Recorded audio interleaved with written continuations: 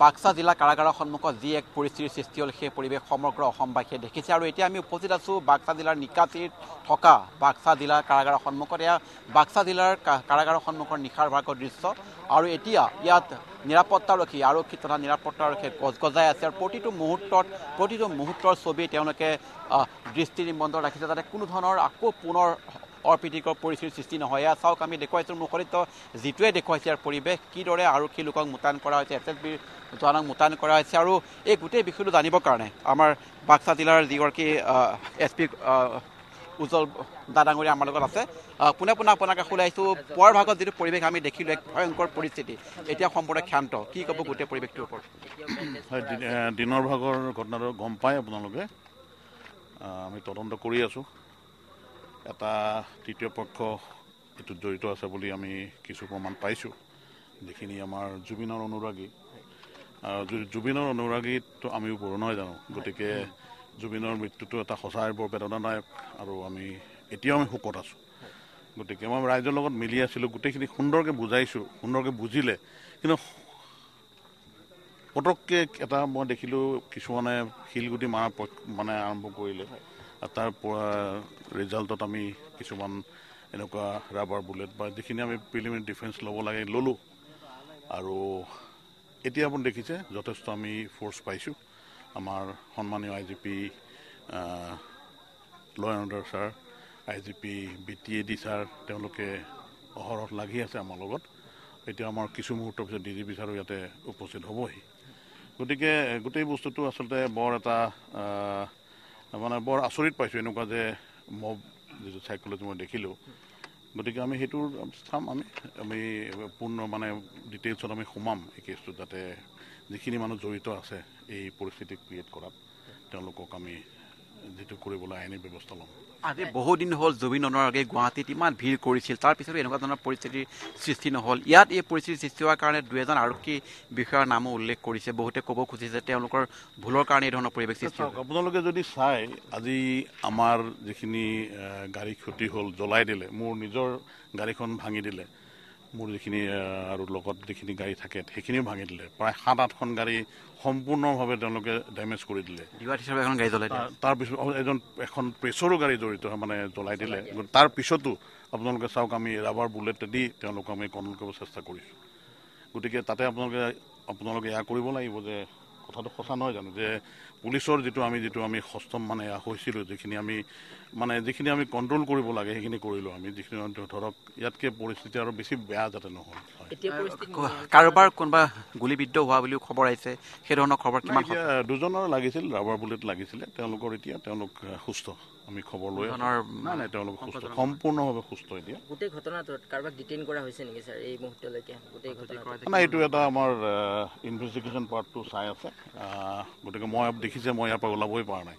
আৰু ৰাতিৰ ভাগত আমি যিখিনি ডিউটি ডিটেইল কৰিব লাগে গোটেইখিনি মই নিজেই চাই আছোঁ। গতিকে দেখা যাওক, মই ৰাইজক আহ্বান জনাম আপোনালোকৰ জৰিয়তে যে যাতে অলপ তেওঁলোকো এয়া হওক, সষ্টম হওক। গতিকে সুন্দৰ যিটো তদন্ত প্ৰক্ৰিয়াটো সুন্দৰভাৱে আগবাঢ়ি আছে, ধৈৰ্য ধৰিব লাগিব। আৰু যাতে কোনো তৃতীয় পক্ষৰ প্ৰৰোচনাত যাতে তেওঁলোক এনেকুৱা নহয়, ইনফ্লুৱেঞ্চ নহয়, মইতো ৰিকুৱেষ্ট কৰিম। আৰক্ষীৰ লোক কিমানমান আহত হৈছে?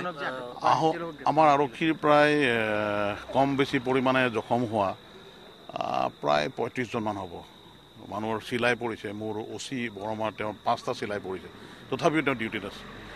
মোৰ এৰিষ্টত দেখিছে আপোনালোকে, এৰিষ্টটো মোৰ কিজানি ফ্ৰেকচাৰে হ'ব পাৰে, মই এতিয়ালৈকে যাব পৰা নাই। সাংঘাতিক বিষ হৈ আছে, তথাপিও মই এতিয়া নিজৰ দায়িত্ব এৰি যোৱা নাই নিজৰ জেগা। আৰু মোৰ মূৰতো পৰিছে 2-3টা পাথৰ, সেইবিলাক ভাবাই নাই এতিয়া। গতিকে মোৰ মেইন যিটো উদ্দেশ্যটো যাতে পৰিস্থিতি ভাল হ'ব লাগে। চাওক, গোটেই ৰাইজ সকলোতো বেয়া নহয়। আৰু মই তেওঁলোকক বুজাইছিলোঁ যে জুবিনৰ অনুৰাগীক মই সন্মান কৰিছোঁ। আপোনালোকৰ যিটো চিন্তা বা মানসিকতা, যিটো আপুনি দুখ পাই আছে, সেইটো আমি সন্মান জনাইছোঁ। বহুত দেৰি আমি একো কৰা নাই, কথা পাতি আছোঁ। মই দেখিব, আপোনালোক মোৰ ফুটেজ আছে, ৰাইজৰ লগত সোমাই ধুনীয়াকৈ কথা পাতি আছোঁ। তেওঁলোকে মানিছেও, কিন্তু তাৰপিছত হয়তো এটা পক্ষ আহি গ'ল যাতে তেওঁলোকে ভাল পোৱা নাই হয়তো। আৰু এইটো আইডেণ্টিফাই হৈছে, গোটেই মানুহখিনি আইডেণ্টিফাই কৰিছোঁ। আৰু যিখিনি মই এচুৰেঞ্চ দিছোঁ, যিখিনি জুবিনৰ অনুৰাগী, সঁচাকৈ জুবিনৰ অনুৰাগী, তেওঁলোকৰ ওপৰত কোনো আমি একশ্যন নলওঁ।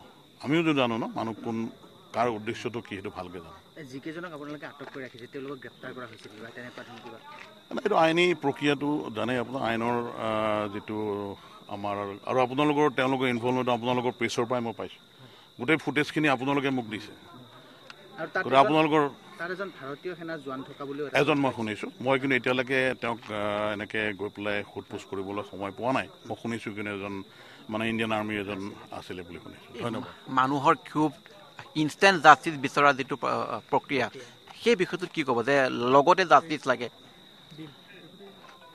না সেইটোত এতিয়া মই উত্তৰ দিয়াটো বৰ উচিত নহ'ব বুলি ভাবোঁ কিয়নো আজি ধৰক ৰাইজৰ আৱেগক মই সন্মান কৰিম ৰাইজৰ আৱেগক মই ধৰক কোনো ধৰণে মই যাতে বেয়া নাপোৱা কথা এটা মই ক'বলৈ বিচৰা নাই ৰাইজে বিচাৰিছে ৰাইজৰ মতে তদন্তও হৈ আছে আপুনি দেখিছে ৰাইজে যেনেকৈ বিচাৰিছে তদন্ত সেনেকৈ সুন্দৰভাৱে হৈ আছে আৰু এই তদন্ত প্ৰক্ৰিয়াটো আৰু ভালকৈ আগবাঢ়ি যাব আৰু এটাই আহ্বান কৰিম যাতে ৰাইজে অলপমান ধৈৰ্য ধৰিব লাগিব তেওঁলোকে যাতে এনেকুৱা পৰিস্থিতি বৰ দুৰ্ভাগ্যজনক নহয় জানো কাৰণ আমি খাকী পোছাক যদিও পিন্ধোঁ আমাৰো এখন নিজৰ এয়া আছে নহয় জানো আমি গতিকে অলপমান নিজেও বৰ দুখ পাইছোঁ আজিৰ এই পৰিৱেশটো দেখি 22 বছৰ চাকৰিত মানে মই এনেকুৱা এটা পৰিস্থিতি মই কেতিয়াও দেখা নাই ছাডেনলি সুন্দৰ এটা পৰিৱেশত ছাডেনলি এনেকুৱা এটা ঘটনা হৈ গ'ল ধন্যবাদ এয়া আছিল বাক্সা জিলাৰ আৰক্ষী অধীক্ষক মহোদয় আৰু তেখেতে গোটেই বিষয়টো বিৱৰণী ক'লে মই পুনৰ দেখুৱাব খুজিছোঁ এয়া পৰিৱেশ এয়া হৈছে বাক্সা জিলা কাৰাগাৰৰ সন্মুখভাগৰ দৃশ্য আৰু ইয়াত বহুতো কেইবা শতাধিক আৰক্ষীৰ লোক তথা নিৰাপত্তাৰক্ষী মোতায়েন কৰা হৈছে আৰু দিনৰ ভাগৰ যিসমূহ দৃশ্য সেই দৃশ্যসমূহ দেখিলে এই স্থানত যে এই মুহূৰ্তত আমি উপস্থিত থাকিব পাৰিছোঁ বা পাৰিম সেই কথা আমি কল্পনা কৰা নাছিলোঁ যেতিয়া আমি গুৱাহাটীৰ পৰা এই স্থানলৈ ৰাওনা হৈছিলোঁ সেইখিনি সময়ত আমাৰো বুকু কঁপি উঠিছিল যে কেনে এক ভয়ংকৰ পৰিৱেশৰ সৃষ্টি হ'বলৈ গৈ আছে এয়া চাওক কিমান শিল দলিওৱা হৈছিল এয়া আমি দেখুৱাইছোঁ মোৰ শৰীৰত যিটো তালুকাৰে ইয়াত দেখুৱাইছে এয়া চাওক কিমান ডাঙৰ ডাঙৰ শিল ইয়ালৈ দলিওৱা হৈছিল আৰু এই শিলসমূহ দলিওৱাৰ শিল দেখিলে গম পোৱা যায় যে কেনে এক আক্ৰমণৰ সন্মুখীন হৈছিল সেইখিনি সময়ত আৰক্ষী আৰু এখন ৱাল এখন নতুন কাৰাগাৰৰ ৱাল এই ৱালখনতো শিলা বৰ্ষণ হোৱাৰ পিছত বহুতো ইয়াত লোকচানৰ সন্মুখীন হৈছে কিন্তু ডাঙৰ ডাঙৰ শিল আমি দেখুৱাইছোঁ এয়া শিলৰ আকাৰ এয়া হৈছে শিলৰ আকাৰ চাওক কিমান প্ৰকাণ্ড শিল ইয়াত দলিওৱা হৈছিল আৰু এই শিলৰ টুকুৰা এই শিলৰ যিটো আকাৰ সেই আকাৰ চালে গম পোৱা যাব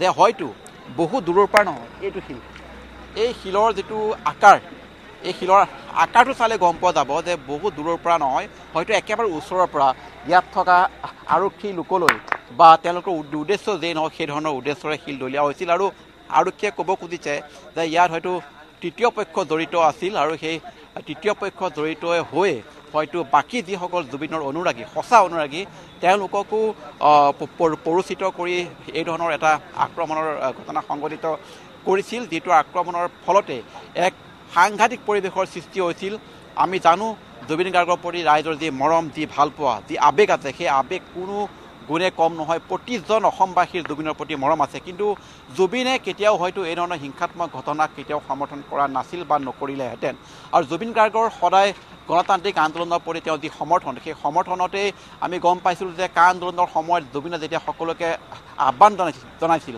যেতিয়া হিংসাত্মক পৰিৱেশৰ সৃষ্টি হৈছিল সেই হিংসাত্মক পৰিৱেশৰ সৃষ্টি হোৱাৰ পিছতে জুবিন গাৰ্গে গণতান্ত্ৰিক আন্দোলনৰ কথা কৈ সকলোকে গণতান্ত্ৰিক আন্দোলন কৰিবলৈ দিছিল এয়া মোৰ যিটো চাওক কিমান এটা প্ৰকাণ্ড শিল এই শিলটো নিশ্চয়কৈ একেবাৰে ওচৰৰ পৰা দলিয়াইছিলে এই শিলটো অৰ্থাৎ এটা প্ৰকাণ্ড বোল্ডাৰ সেই বোল্ডাৰটো চাগৈ ওচৰৰ পৰা দলিয়াইছিল যাৰ কাৰণে এই গ্লাছসমূহ সম্পূৰ্ণ ভাঙি চুৰমাৰ হৈছে এয়া গ্লাছ এই জেলৰ কাৰাগাৰৰ মূল যিখন গেটৰ থকা গ্লাছ সেই গ্লাছসমূহ ভাঙি চুৰমাৰ হৈছে এই ৱালসমূহ সম্পূৰ্ণ ক্ষত বিক্ষত হৈ গৈছে এই পৰিৱেশৰ পাছতো আৰক্ষীয়ে হয়তো বহু সংযমো ধৰিছে অৱশ্যে ৰাবাৰ বুলেট নিক্ষেপ কৰা হ'ব বুলি কৈছিল আৰু ৰাবাৰ বুলেটত দুজনৰ আঘাতপ্ৰাপ্ত হৈছে সেই দুজনৰ সুস্থভাৱে আছে মৃত্যু হোৱা নাই বুলি কৈছে সেইটো ভাল খবৰ এই মুহূৰ্তত যিয়ে নহওক এক অতি ভয়ংকৰ পৰিস্থিতিৰ সৃষ্টি হ'ল যিটো পৰিস্থিতিৰ পিছত অতি গোটেই অসমলৈ এটা ভুল বাৰ্তা গৈছে জুবিন অনুৰাগীয়ে এই ধৰণৰ ঘটনা সংঘটিত কৰিছে বুলি কৈছে কিন্তু